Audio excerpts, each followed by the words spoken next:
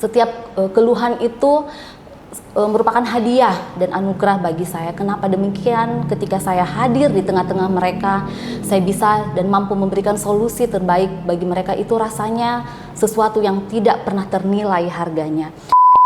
Saya ada satu quotes yang saya bisa bagikan ke sahabat Pokepo, bahwa pelayanan terbaik adalah pelayanan yang berasal dari hati dan bisa menyentuh kebutuhan orang-orang yang kita layani. Itu luar sih. Biasa.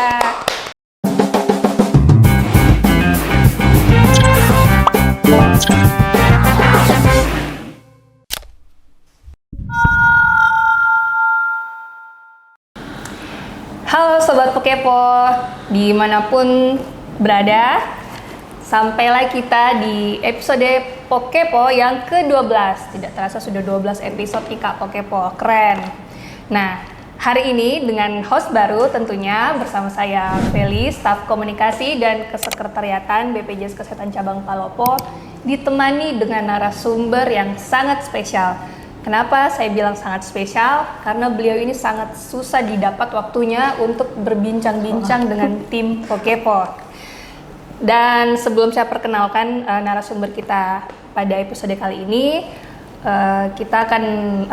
saya akan menyampaikan dulu tema untuk episode kali ini, yaitu Heart Complaint Handling.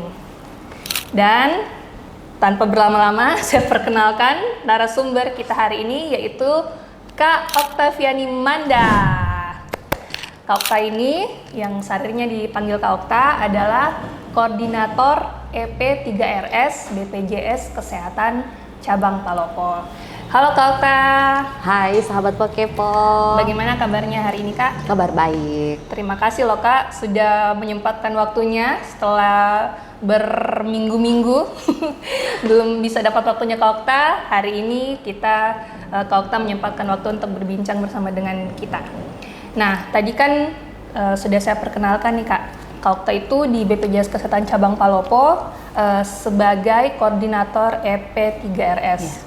Kalau boleh tahu nih Kak, mungkin ada yang belum tahu, apa sih kepanjangan EP3RS itu? Ya, baik, pada kesempatan hari ini sahabat Pokepo tentunya harus tahu ya, harus kenal dulu gitu. Tuh, tak kenal maka tak sayang Kak. Benar.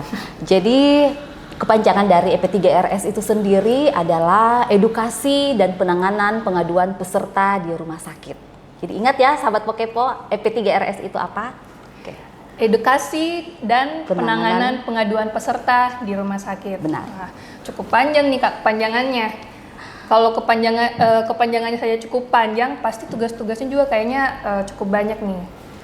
Nah, apa sih Kak tugas dari seorang koordinator EP3RS? Oke. Kalau boleh tahu. Sahabat Pokepo, tugas dan tanggung jawab sebagai koordinator EP3RS itu selain memberikan edukasi dan menangani setiap keluhan ya pengaduan dari customer, kita juga setiap harinya di lapangan. Makanya kenapa Mbak Feli tadi katakan waktunya sangat susah gitu. Bukan susah ya, karena banyak di lapangan ya, ternyata. Benar. Betul. Jadi memang tugas tanggung jawab kami itu kebanyakan di lapangan. Betul. Gitu. Kami di lapangan di setiap fasilitas kesehatan ngapain aja gitu. Kami melakukan sibling dan customer visit di setiap rumah sakit yang bekerja sama dengan kantor cabang Palopo tentunya. Jadi kami jalan setiap hari. Jadi fasilitas kesehatan itu Kak bukan cuma rumah sakit ya, sampai FKTP pun ya dikunjungi oleh tim EP3RS. Iya. Baik. Kalau untuk EP3RS ini ada berapa orang sih Kak? Kan Kak Okta sebagai koordinator, ada staf lain juga yang ikut tergabung dalam tim EP3RS? Iya, kami tim di mutu layanan fasilitas kesehatan khususnya petugas EP3RS itu kami berdua. Baik. Ada rekan saya sebagai staf edukasi itu Saudara Latif, itu juga bersama-sama dengan kami setiap hari turun di lapangan untuk melakukan sibling dan customer visit itu. Baik. Jadi kami berdua. Jadi dengan begitu banyaknya fasilitas kesehatan nih dan cuma 2 orang teman-teman Semangat. yang berbagi tugas atau secara bersama-sama turun ke masing-masing fasilitas kesehatan tentunya setiap hari ya Kak? Iya. Baik, pantasan susah sekali dapat jadwalnya karena banyak di lapangan ternyata menjalankan tugas. Oke Kak. Nah tadi kan dari kepanjangan EP3RS sendiri, terus tadi tugas-tugas yang Kak Okta jabarkan, saya tangkap ini yang paling bisa digarisbawahi adalah penanganan pengaduan. Dan tentunya itu hampir mungkin dihadapi setiap hari ya Kak. Nah saya pengen tahu bagaimana sih rasanya Kak pekerjaannya itu menangani pengaduan setiap hari. Mungkin kami yang orang awam ini yang jarang menghadapi peserta yang menyampaikan pengaduan, mungkin sekali bertemu dengan peserta yang menyampaikan pengaduannya pasti dongkol atau bete. Nah, Kak Okta ini bagaimana ini setiap hari menghadapi itu? Boleh dijelaskan Kak? Gak enak ya rasanya, jangan. Jangan gak enak. Jadi bagi saya selalu bersyukur Mbak Vel ya, untuk setiap pengaduan yang masuk dari customer kita, saya memiliki rasa syukur tersendiri. Dan saya boleh ungkapkan rasa saya ketika menangani setiap pengaduan yang masuk, bahwa itu adalah sebuah hadiah. Itu bagi diri saya ya, sebuah hadiah yang saya dapatkan gitu. Dan saya selalu berpikir bahwa setiap customer yang datang mengadu, yang membutuhkan pertolongan dan bantuan kita sebagai petugas EP3RS, saya anggap mereka itu adalah sebagai sahabat. Dan ketika kita beranggapan bahwa customer yang datang mengeluh itu sebagai sahabat kita, tentunya kita harus hadir di tengah-tengah mereka. Kita harus hadir untuk memberikan solusi terbaik bagi customer-customer yang sedang mengalami kesulitan. Nah, tadi saya katakan bahwa setiap keluhan itu merupakan hadiah dan anugerah bagi saya. Kenapa demikian? Ketika saya hadir di tengah-tengah mereka, saya bisa dan mampu memberikan solusi terbaik bagi mereka. Itu rasanya sesuatu yang tidak pernah ternilai harganya. Di situ saya bisa merasakan kepuasan, bisa menolong, ya, bisa menolong, membagikan kebaikan itu kepada orang lain. Dan mereka bayangkan Mbak Feli ketika mereka masuk di ruang pengaduan dengan penuh amarah, kedongkolan ya, yang tadi dijelaskan, mereka marah, mereka dongkol karena ketidaknyamanan yang mereka alami ketika mendapatkan pelayanan kesehatan. Itu mereka keluar dari ruang pengaduan dengan keramahan, iya. Jadi lagi ya? Benar, jadi amarah itu kita mampu ubah menjadi sebuah keramahan. Mereka tersenyum dan membawa sukacita tentunya di hati mereka. Mereka sangat senang dan itu adalah hadiah yang tidak ternilai harganya bagi saya. Itu sih. Luar biasa sekali nih Kak Okta. Justru menghadapi komplain itu merupakan sebuah tantangan tersendiri bagi Kak Okta, karena ya, betul. Setelah menghadapinya, justru Kak Okta merasa puas jika bisa memberikan penanganan pengaduan yang tepat. Benar. Membuat pasien yang tadinya menyampaikan keluhannya dengan dongkol, yang dimana termasuk itu hard complaint, setelah bertemu dengan Kak Okta memberikan solusi, justru mereka bisa lebih senang lagi, lebih tenang, yang tadinya dongkol berubah menjadi ramah. Itu merupakan sebuah kepuasan tersendiri bagi Kak Okta. Nah itu juga yang saya garis bawahi tadi Kak, bagaimana caranya untuk menghadapi komplain itu. Kita jangan melihat peserta yang datang untuk mengadu itu sebagai kita defense duluan, tidak, tapi kita harus memposisikan mereka sebagai sahabat kita. Benar. Ya Kak, luar biasa sekali. Nah mungkin tadi Kak Okta sudah sempat spill sedikit bagaimana cara menangani komplain peserta yang tepat.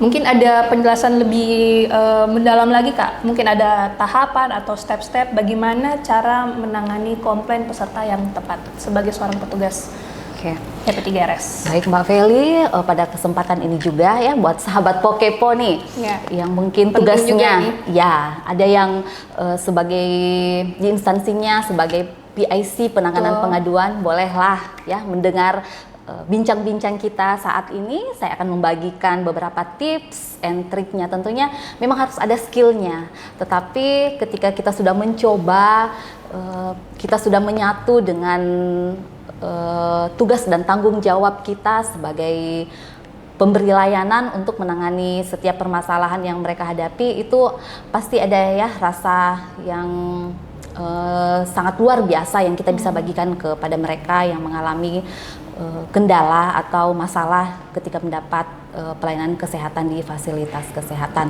Nah, pada kesempatan ini saya akan membagikan ada 7 tahap-tahapnya ya untuk bisa menangani heart complaint ini.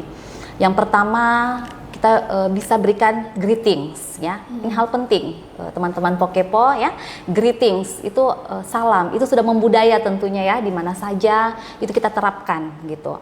Greetings itu sesuatu yang sederhana tetapi dampaknya itu luar biasa. Kita mampu memberikan salam kepada sahabat kita ya, customer kita yang mengeluh, itu mereka mungkin adem rasanya gitu ya. Assalamualaikum, selamat pagi Bapak, selamat pagi Ibu ya. Itu hal-hal yang mendasar yang harus kita sampaikan kepada customer kita.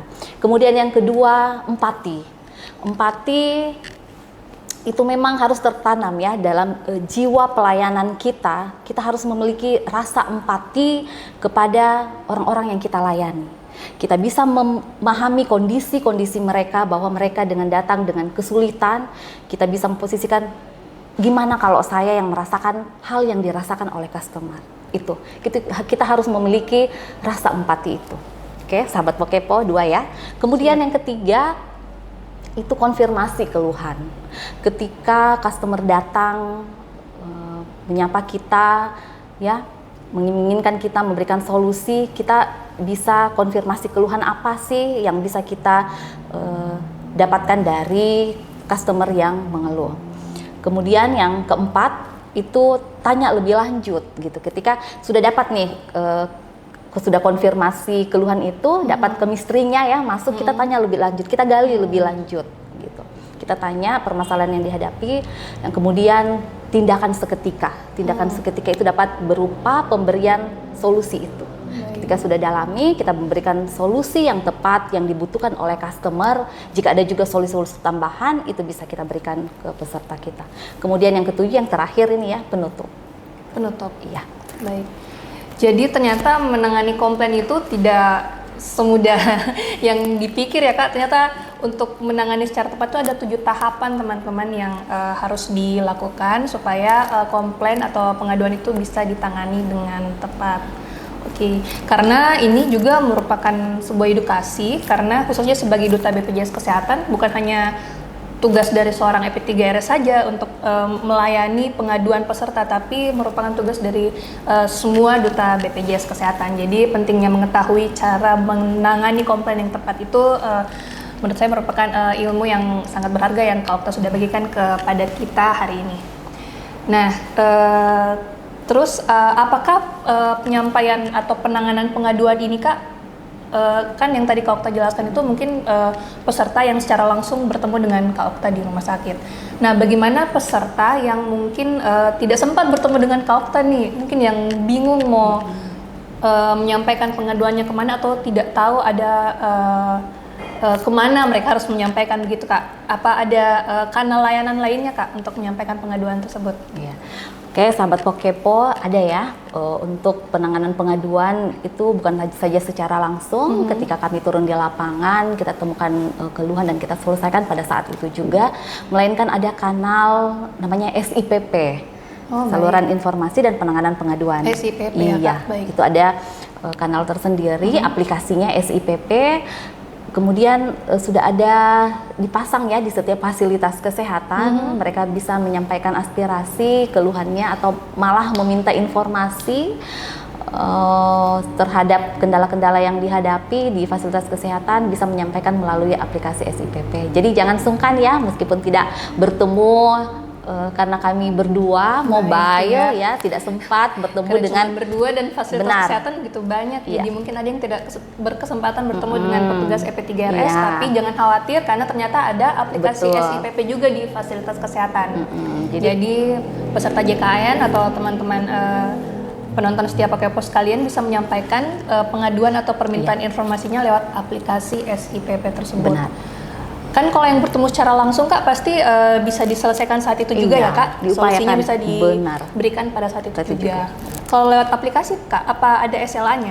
Ada. Itu 3 hari. Jadi kalau teman-teman Pokepo tidak bertemu dengan rompi hijau ya di fasilitas kesehatan. Oh ada ya Kak penandanya rompi hijau ini. Benar. Harus dikenal ya. Baik, betul. Jadi yang berkunjung ke fasilitas kesehatan sudah bisa langsung mengenali nih petugas Iya. EP3RS dengan rambut hijaunya. Benar, jadi bisa lewat aplikasi SPP, Baik. SLA-nya itu 3 hari jika dibutuhkan koordinasi dan konfirmasi. Baik, tapi bisa lebih cepat juga ya Kak Bisa. dari 3 hari. Iya. Oke. Nah, sudah begitu banyak sih Kak tadi penjelasannya, walaupun singkat tapi cukup jelas sih menurut saya dan banyak juga pengetahuan baru yang dibagikan. Sebagai penutup nih Kak, Kak Okta ini kan terkenal dengan quote atau pantunnya. Waduh, Boleh tidak Kak minta satu quote yang bisa disampaikan untuk para viewer dan subscriber setiap Pokepo? oke, baik, Feli semangatnya luar biasa ya Mbak Feli. Oke, sahabat Pokepo, satu penyampaian, satu kata dari saya untuk kesempatan kali ini, dimanapun sahabat Pokepo bekerja, di instansi manapun, melayani peserta-peserta atau customer, itu saya mau memberikan motivasi kepada sahabat Pokepo untuk kesempatan kali ini bahwa bekerjalah dengan sepenuh hati. Maka dari situ akan terpancar kenyamanan, segala kebaikan-kebaikan yang kita berikan ke banyak orang, karena apa yang kita tabur ya, kebaikan-kebaikan yang kita bisa bagikan ke orang-orang lain itu akan kembali ke kita, kembali ke BPJS Kesehatan maupun instansi sahabat Pokepo dimanapun berada. Satu quote saya ya sebagai penutup. Oh, sekira tadi sudah itu quote-nya Kak. Oh iya, itu Oke, motivasi lanjut, Kak. ya, oke. Mantap. Satu Oke, quote silakan, saya Kak. ya, Siap. masih ada satu quotes yang saya bisa bagikan ke sahabat Pokepo, Oke. bahwa pelayanan terbaik adalah pelayanan yang berasal dari hati dan bisa menyentuh kebutuhan orang-orang yang kita layani. Itu Luar sih. biasa. Terima kasih Kak Okta untuk quote-nya. Terima kasih. Jadi kalau quote dari Kak Okta itu singkatnya melayani dari hati. Nah. Oke. Baik, terima kasih Kak Okta untuk kesempatannya hari ini. Semoga Kak Okta bisa berkesempatan lagi hadir di episode Pokepo berikutnya. Oke, dan tadi kalau Kak Okta sudah kasih pantun quote, Quote. saya mau kasih pantun. Boleh. Sebagai penutup kita. Ya, yang di belakang tolong cakepnya ya. Supaya tidak crunchy. Oke, buah durian, buah ceri. Ya. Dicampur gula enak sekali. Cakep. Cukup sekian episode kali ini. Semoga bisa bertemu lagi di kemudian hari. Oke.